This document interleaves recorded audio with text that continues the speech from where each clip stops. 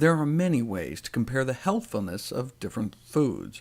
One can compare nutrient content, for example. So if you were interested in antioxidants, you might compare vitamin C levels. If you did that for our two most popular fruits, apples and bananas, based on vitamin C content, bananas would appear twice as healthy, 10 milligrams in a banana compared to only 5 milligrams in an apple. But vitamin C is just one of thousands of different phytonutrients in fruits and vegetables. Turns out the vitamin C in apples accounts for less than 1% of an apple's total antioxidant activity. Here's the total antioxidant content of a red, delicious apple. Here's how much the vitamin C in the apple contributes. You can hardly even see it. Even though there's only 5 milligrams of vitamin C in a small apple, it has the antioxidant equivalent of 1,500 milligrams of vitamin C. I've reviewed before how taking that much vitamin C straight in a supplement might actually have a pro-oxidant effect and cause DNA damage. But you can get 3 times the antioxidant power eating a single apple without the adverse effects. Of course, there's more than just vitamin C in bananas, too. In fact, I was surprised to see the study out of Harvard suggesting that not only blueberries and strawberries, but bananas were significant sources of anthocyanins, the red, blue, violet phytonutrients found in berries. Maybe I underestimated bananas. They are, after all, technically berries.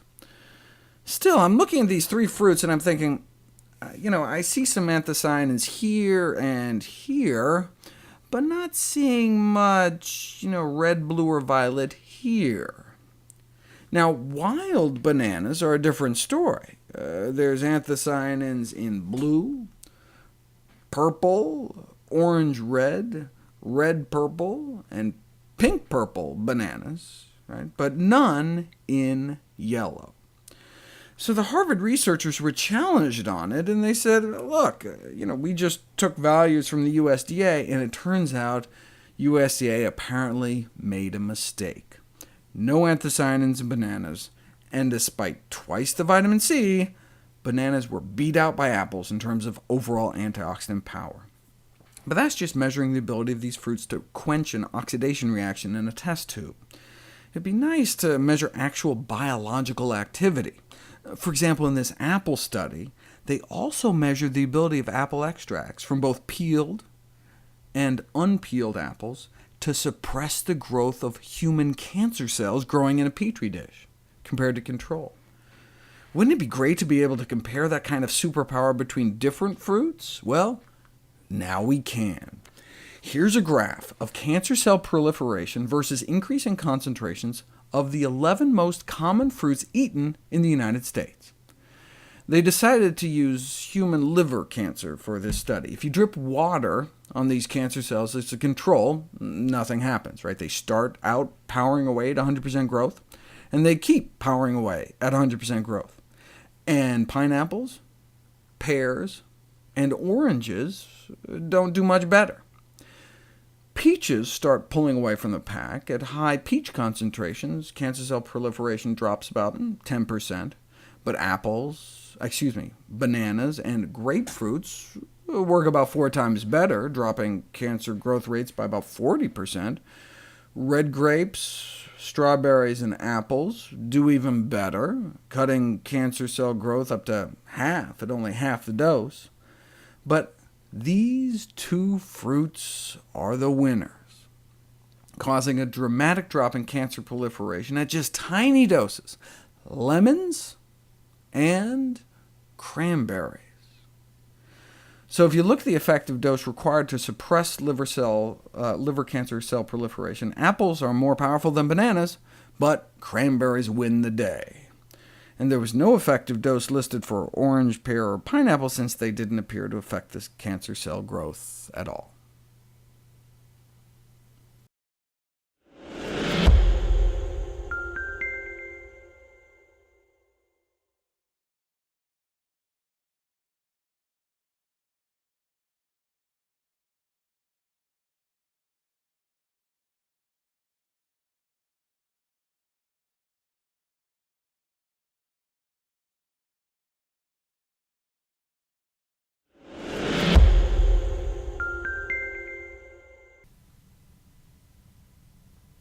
It is estimated that tumors start around the age of 20, yet detection of cancer is normally around the age of 50 or later, thus it takes cancer decades to incubate. Why does it take so long? Recent studies indicate that in any given type of cancer, hundreds of different genes must be modified to change a normal cell into a cancer cell. Although cancers are characterized by the dysregulation of cell signaling pathways at multiple steps, most current anti-cancer therapies involve the modulation of a single target. Chemotherapy has gotten incredibly specific, but the ineffectiveness, lack of safety, high cost of these mono-targeted therapies have led to real disappointment, and drug companies are now trying to develop chemo drugs that take a more multi-targeted approach. As a result, many pharmaceutical companies are increasingly interested in developing multi-targeted therapies. Many plant-based products, however, accomplish multi-targeting naturally, and in addition are inexpensive and safe compared to drugs. However, because drug companies are not usually able to secure intellectual property rights to plants, the development of plant-based anti-cancer therapies has not been prioritized. They may work better for all we know, they may be safer, they may actually be safe, period. If you were going to choose one plant-based product to start testing, one might choose curcumin, the pigment in the spice turmeric, the reason curry powder looks yellow. Well, before you start throwing money at research, you might want to start asking some basic questions, like do populations that eat a lot of turmeric have lower cancer rates? The incidence of cancer does appear to be significantly lower in regions where turmeric is heavily consumed. Population-based data indicate that some extremely common cancers in the Western world are much less prevalent in regions where turmeric is widely consumed in the diet. For example, overall cancer rates are much lower in India than in Western countries. Much lower. U.S. men get 23 times more prostate cancer than men in India. Americans get between 8 and 14 times the rate of melanoma, 10 to 11 times more colorectal cancer, 9 times more endometrial cancer, 7 to 17 times more lung cancer, 7 to 8 times more bladder cancer, 5 times more breast cancer, and 9 to 12 times more kidney cancer. This is not like 5, 10, or 20% more, but times more, so hundreds of percent more breast cancer, thousands of percent more prostate cancer. Differences even greater than some of those found in the China study. Because Indians account for 1/6 of the world's population and have some of the highest spice consumption in the world, epidemiologic studies in this country have great potential for improving our understanding of the relationship between diet and cancer. Of course, it may not be the spices. Several dietary factors may contribute to the low overall rate of cancer in India. Among them, a relatively low intake of meat, a mostly plant-based diet, in addition to the high intake of spices. 40% of Indians are vegetarians, and even the ones that do eat meat don't eat a lot. And it's not only what they don't eat, but what they do. India is one of the largest producers and consumers of fresh fruits and vegetables. And they eat a lot of pulses, meaning legumes, beans, chickpeas, and lentils. And it's not just turmeric. They eat a wide variety of spices, which constitute, by weight, the most antioxidant-packed class of foods in the world.